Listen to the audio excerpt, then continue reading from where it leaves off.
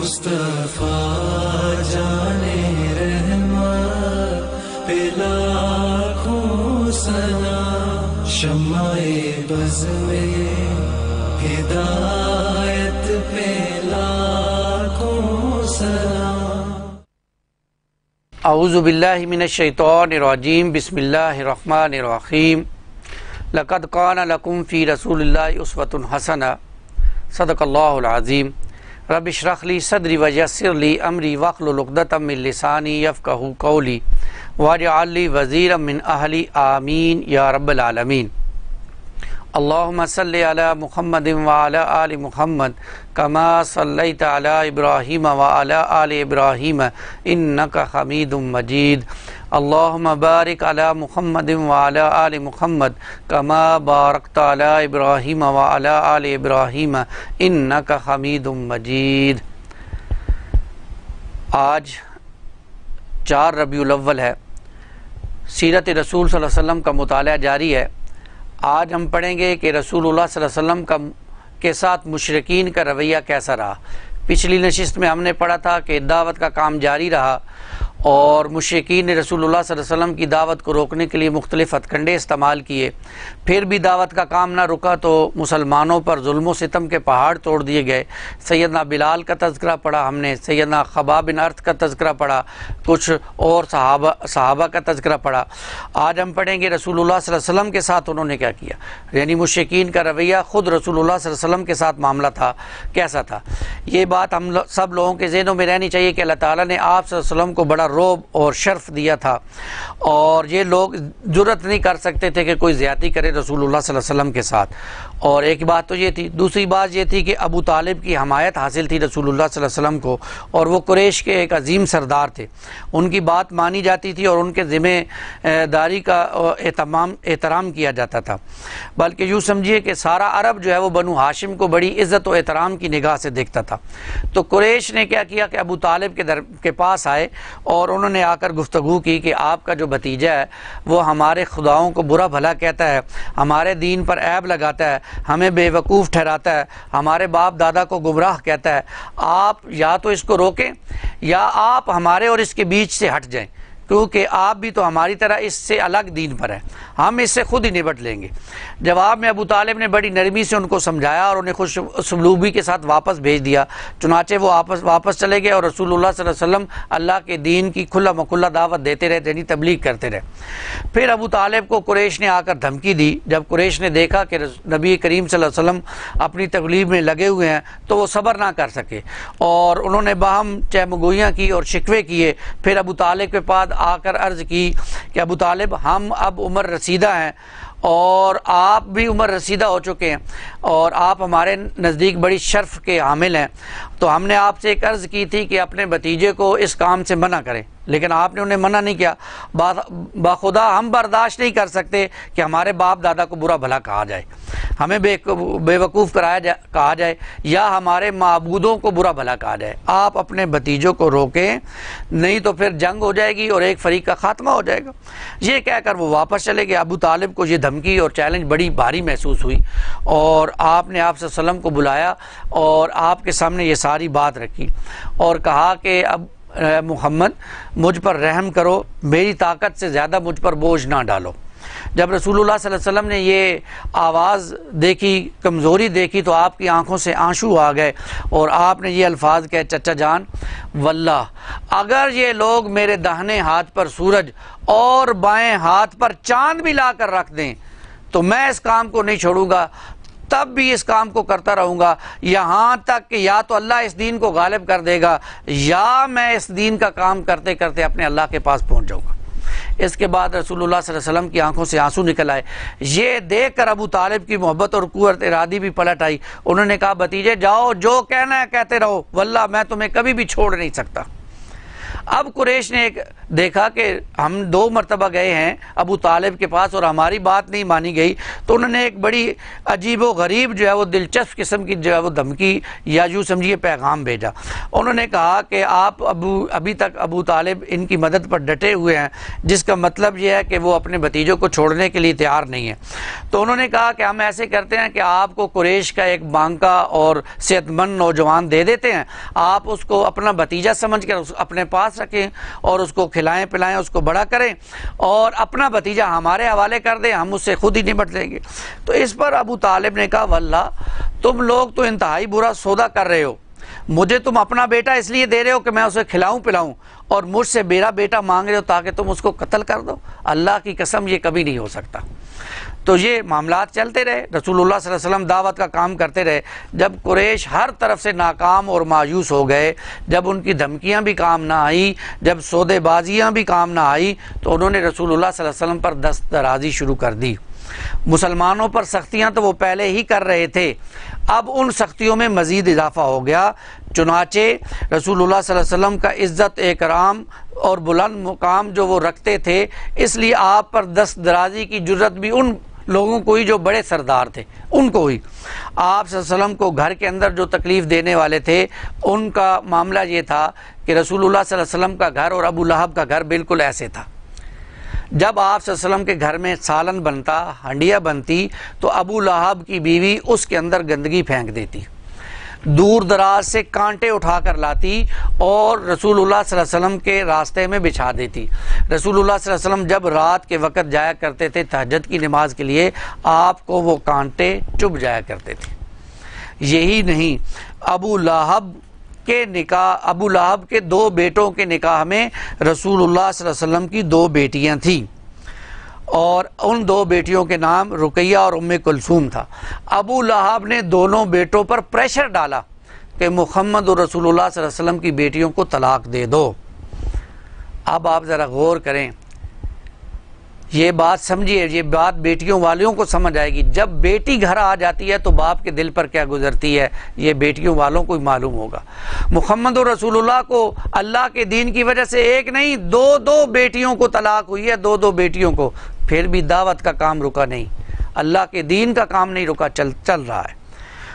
اور تو اور ابو لہب جہاں کہیں بھی رسول اللہ صلی اللہ علیہ وسلم دعوت کا پیغام لے کر جاتے، پیچھے پیچھے ساتھ چلتا اور کہتا کہ دیکھو یہ محمد جھوٹا ہے، معاذ اللہ، اس کی بات نہ سننا۔ پھر ایک مرتبہ رسول اللہ صلی اللہ علیہ وسلم بیت اللہ میں نماز پڑھ رہے تھے، آپ سجدے میں گئے، ابو جہل نے لا کر اوجری آپ صلی اللہ علیہ وسلم کی پیٹھ پر رکھ دی، کوئی بھی اس کو اتارنے کے لیے نہیں آیا، اللہ کے رسول سجدے میں ہیں۔ جب سیدہ فاطمہ کو یہ بات معلوم ہوئی تو وہ بھاگتی آئیں اور اپنے ابا جان سے اس اوجری کو دور کیا، ہٹایا اور آپ کو تکلیف سے نجات دی۔ ایک مرتبہ رسول اللہ صلی اللہ علیہ وسلم کی زبان سے قریش کے لیے بد دعا بھی نکلی، اور آپ صلی اللہ علیہ وسلم نے کچھ لوگوں کے نام لے کر ان کے لیے بد دعا کی، اور بعد میں یہ لوگ مارے بھی گئے، یعنی اللہ تعالیٰ نے ان کو اس دنیا سے تکلیف کے ساتھ اٹھایا۔ تو یہ رسول اللہ صلی اللہ علیہ وسلم کے ساتھ انہوں نے معاملہ کیا، لیکن اس سب کے باوجود رسول اللہ صلی اللہ علیہ وسلم کے عزم میں، آپ کی دعوت میں کوئی کمی نہیں آئی، آپ کا کام چلتا رہا، آپ اللہ کے دین کا پیغام لے کر لوگوں کے پاس جاتے رہے۔ اور اس دوران ایک اللہ تعالیٰ نے بھی فضل کیا کہ آپ کو ایک جگہ میسر آ گئی، ایک پہاڑی پر گھر تھا ارکم رضی اللہ تعالیٰ عنہ کا، اس کو دعوت کا جو ہے وہ ذریعہ اور منبع اور بنیاد بنایا گیا دار ارکم کے نام سے۔ جو آیات قرآن مجید کی نازل ہوتی، محمد رسول اللہ صلی اللہ علیہ وسلم وہاں جاتے، جو صحابہ ایمان لائے تھے وہ وہاں جمع ہوتے، اللہ کے رسول ان کو وہ جا کر سناتے، یہ آیات مرہم بن جاتی ان کی تکلیفوں کا۔ یہ بھی نوٹ کیجئے، قرآن مجید یہ کہتا ہے کہ اللہ کا کلام، جب تمہارے اوپر مصیبت اور پریشانی آئے تو اللہ کا کلام پڑھو اور سنو، اس سے تمہارے غم دور ہو جائیں گے۔ آج ہمیں بھی پریشانیوں کا سامنا ہے، طرح طرح کے مسائل میں گھرے ہوئے ہیں، خدا کی قسم اگر آج ہم قرآن پڑھیں تو ان سارے مسائل سے ہم نکل سکتے ہیں، لیکن ہم قرآن نہیں پڑھتے، ہم اپنے مسائل لے کر در در کی ٹھوکریں کھاتے رہتے ہیں، لیکن کبھی قرآن کھول کر اللہ سے نہیں مانگیں گے، اللہ کے ساتھ لو نہیں لگائیں گے۔ آئیے اس قرآن کو پڑھیں، اس میں میرے اور آپ کے غموں کا مداوع موجود ہے۔ اللہ ہمیں اس کی توفیق عطا فرمائے۔ اس دوران قرآن اترتا رہا، جتنا قرآن مجید نازل ہوتا رسول اللہ صلی اللہ علیہ وسلم صحابہ کو سناتے، صحابہ اس کو یاد کر لیتے، کچھ صحابہ اس کو لکھ بھی لیا کرتے تھے، اس وقت جو چیزیں موجود تھی اس پر لکھ لیا کرتے تھے۔ یہ بات بھی نوٹ کیجئے، رسول اللہ صلی اللہ علیہ وسلم نے جہاں کہیں بھی دعوت کے پیغام کو پہنچایا قرآن ہی کے ذریعے سے پہنچایا۔ آپ جہاں کہیں بھی جاتے جتنا قرآن نازل ہوتا اس کا کچھ حصہ سنا دیا کرتے تھے۔ آج بھی دعوت کا منبع اور سرچشمہ اگر ہم قرآن کو بنا لیں تو قرآن ایک مقناطیس کی طرح ہے، جو اس کو پڑھے گا اس کے ساتھ چمٹ جائے گا، جڑ جائے گا۔ لوگوں کی زندگیاں بدلتی دیکھی ہیں قرآن کے ساتھ۔ آپ دیکھیں یہ وہ لوگ تھے، عرب کے وہ لوگ تھے جن کے بارے میں ہم نے پڑھا تھا کہ کبھی پانی پینے پلانے پہ جھگڑا، کبھی گھوڑا آگے بڑھانے پہ جھگڑا، لیکن قرآن نے ان کو ایسا بدلا کہ وہ پھر پوری دنیا کے رہنما بن گئے۔ قرآن ان کا رہنما بنا، وہ دنیا کے رہنما بن گئے۔ آج اگر ہم دنیا کے رہنما بننا چاہتے ہیں، ہم چاہتے ہیں کہ دنیا پر مسلمانوں کی حکومت ہو، تو ہم اپنا رہنما قرآن کو بنا لیں، قرآن کے پیچھے چلیں۔ اللہ ہمیں اس کی توفیق عطا فرمائے۔ بہرحال مسلمانوں پر دن بدن تکلیفیں بڑھتی جا رہی تھیں۔ اس دوران کچھ صحابہ کو اللہ کے رسول صلی اللہ علیہ وسلم نے اجازت دی کہ وہ حبشہ کی طرف ہجرت کر جائیں۔ سن 5 نبوی میں کچھ 12 مرد اور 4 عورتیں یہ لوگ حبشہ کی طرف جو ہے وہ ہجرت کر کے جاتے ہیں۔ نبی پاک صلی اللہ علیہ وسلم کی شہزادی بھی اس کے اندر سیدہ رقیہ تھی، جو سیدنا عثمان بن عفان رضی اللہ تعالیٰ عنہ کی بیوی تھی۔ وہ یہ گھرانہ یعنی سیدنا عثمان اور ان کی بیوی سیدہ رقیہ، انہوں نے بھی ہجرت کی۔ یہ ابراہیم علیہ السلام اور لوط علیہ السلام کے بعد پہلا گھرانہ تھا جس نے اللہ کے راستے میں ہجرت کی تھی، گھر بار بھی چھوڑا۔ یہ لوگ رات کے اندھیرے میں چپکے سے نکلے اور حبشہ پہنچ گئے۔ مسلمانوں کا جب حبشہ میں معاملہ ہوا تو مشرکین کو یہ معاملہ پتہ چلا، تو ان کو یہ اس پر جو بڑی طیش آئی، اور جو پیچھے مسلمان بچ گئے تھے ان پر انہوں نے مزید سختیاں کرنا شروع کر دی، مزید تکالیف دینا شروع کر دی۔ تو اس دوران پھر اللہ کے رسول صلی اللہ علیہ وسلم نے مزید مسلمانوں کو حبشہ کی طرف ہجرت کرنے کا جو ہے وہ حکم دیا۔ چنانچہ اس مرتبہ 82 یا 83 مرد اور 18 عورتوں نے ہجرت کی۔ یہ ہجرت پہلی ہجرت سے زیادہ پرمشقت تھی، کیونکہ قریش چکنا ہو چکے تھے، انہیں معلوم تھا کہ یہ بھاگیں گے۔ مسلمانوں کی نقل و حرکت پر وہ نظر رکھے ہوئے تھے، لیکن مسلمان بڑی حکمت کے ساتھ وہاں سے نکل گئے۔ قریش کو چین پھر بھی نہ آیا، تو مسلمانوں کی واپسی کے لیے انہوں نے ایک حربہ جو ہے وہ استعمال کیا، کچھ تحفے تحائف دے کر جو نجاشی بادشاہ تھا حبشہ کا اس کے پاس بھیجا اپنے کچھ لوگوں کو۔ انہوں نے جا کر نجاشی سے یہ کہا کہ ہمارے لوگ، کچھ لوگ باغی آپ کے پاس آ گئے ہیں اور انہوں نے دین چھوڑ دیا اپنا، اور ان کے بڑوں نے ہمیں آپ کے پاس بھیجا ہے تاکہ آپ ان کو ہمارے حوالے کر دیں اور ہم ان کو واپس لے کر جائیں۔ نجاشی اچھا بادشاہ تھا، اس نے کہا کہ میں واپس بھیجنے سے پہلے ان سے پوچھوں گا۔ انہوں نے مسلمانوں کو جو معاملہ تھا، جو بڑے امیر تھے ان کو بلوایا، ان سے پوچھا کہ بھائی کیا معاملہ ہے، تم لوگ کیوں عرب کو چھوڑ کر یہاں آئے ہو؟ تو اس وقت سیدنا جعفر بن ابو طالب نے ان سے یہ بات کہی، اے بادشاہ، ہم جہلیت والی قوم تھے، بت پوجا کرتے تھے، مردار کھاتے تھے، برائیاں کرتے تھے، قرابت داروں سے تعلق توڑ دیتے تھے، پڑوسیوں سے بدسلوکی کرتے تھے، ہمارا طاقتور کمزور کو کھا جاتا تھا۔ ہم اسی حالت میں تھے، اللہ کو ہم پر ترس آیا، اللہ نے ہمارے درمیان ایک رسول بھیجا، ہم اس کی امانت اور پاک دامنی کے خود دعوے دار ہیں۔ اس نے ہمیں اللہ کی طرف بلایا، ہم نے اسے مانا، اس کی بات مان لی اور ایک اللہ کی عبادت کرنا شروع کر دی۔ اس نے ہمیں سچ بولنے کی تلقین کی، اس نے ہمیں قرابت جوڑنے کی تلقین کی، اس نے ہمیں پڑوسی سے اچھا سلوک کرنے کا حکم دیا، اس نے ہمیں حرام خوری اور خون ریزی سے باز رہنے کا حکم دیا، اور بے حیائی کے کاموں، جھوٹ بولنے، یتیم کا مال کھانے اور پاک دامن عورتوں پر تہمت لگانے سے منع کیا۔ اس نے ہمیں یہ بھی حکم دیا کہ ہم صرف ایک اللہ کی عبادت کریں، اس کے ساتھ کسی کو شریک نہ ٹھہرائیں۔ اس نے ہمیں نماز، زکوٰۃ اور روزے کا حکم دیا۔ سیدنا جعفر نے اسلام کے اور بھی بہت سے احکامات گنوائے، پھر کہا ہم نے اس پیغمبر کو سچا مانا، اس پر ایمان لے آئے، اس کی پیروی کی، اس کے لائے ہوئے دین الہی میں اس کا اتباع کیا۔ چنانچہ ہم نے صرف ایک اللہ کی عبادت کی، اس کے ساتھ کسی کو شریک نہیں ٹھہرایا۔ جو چیزیں اس نے حرام بتائی ہم نے ان کو حرام جانا۔ اس پر ہماری قوم کے لوگ ہمارے مخالف ہو گئے، پھر انہوں نے ہم پر تکلیفیں کی اور ہم جو ہے وہ آپ کے پاس آ گئے۔ تو نجاشی نے جب یہ بات سنی تو اس نے کہا کہ باخدا جو پیغام آپ کے رسول لے کر آئے ہیں وہ ہمیں سنائیے۔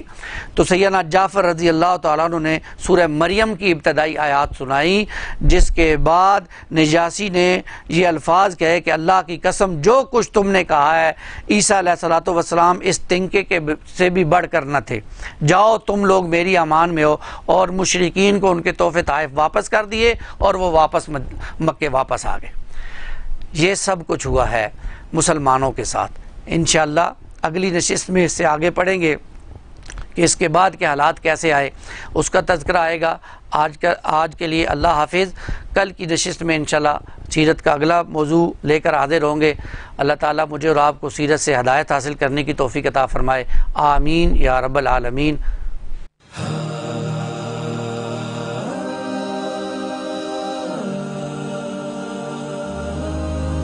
مصطفیٰ جانے رحمت پہ لاکھوں سلام، شمع بز میں ہدایت پہ لاکھوں